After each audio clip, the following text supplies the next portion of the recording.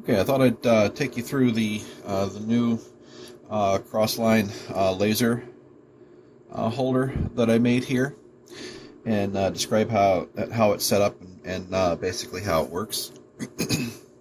So what we have here is and I've temporarily covered all my lighting because it was a little bit too bright for the camera to be able to see the lines here. Normally, this paper isn't here. So we have a basic, 50 watt, which is really a 40 watt Chinese laser that I've taken the original dot laser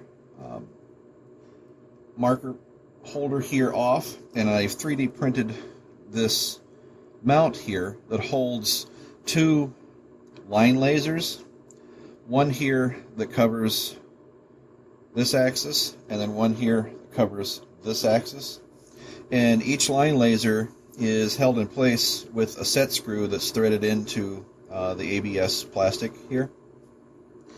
And for initial setup, basically you would fire a test spot on a piece of scrap material and then adjust the lines here. And I've also set them up so that they are parallel with the rail here and then the rail here. So that as you move it across the work plane, the lines here will be parallel with the two axes, so you can align your material here. I've also included a dot laser here, and it has a hinge point here and a pair of set screws, one here and one here on either side. And it's because I needed to not only adjust the angle this way, but I also needed to adjust the pitch of the pointer here. And the purpose of the pointer and why it's at a 45-degree angle to the other lines is it becomes a depth gauge, gauging the distance from the surface of the material to the lens housing here. And under normal circumstances, you would use a simple tool like this, placed between the work material and the tip of the air assist shield here, to set your Z-axis here.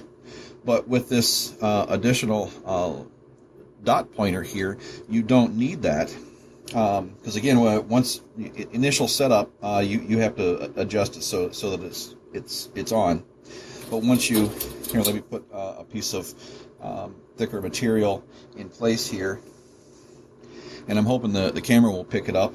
You can see the dot here is no longer coincident with the crosses of the two lines, and that tells me that the laser Z-axis here is not set at the proper height for the surface of this material. And the way it works is because it's sitting at an angle, as the distance to the material changes, the dot will move along a 45-degree axis here. And the way I've got it set up here on the lower right is if the point laser here is above and to the left here, that tells me that I've got it too high. And if I crank it down, and here it's below and to the right, that tells me that I've got it too low. So if the dot is too low, the laser is too low, so it won't focus on the surface.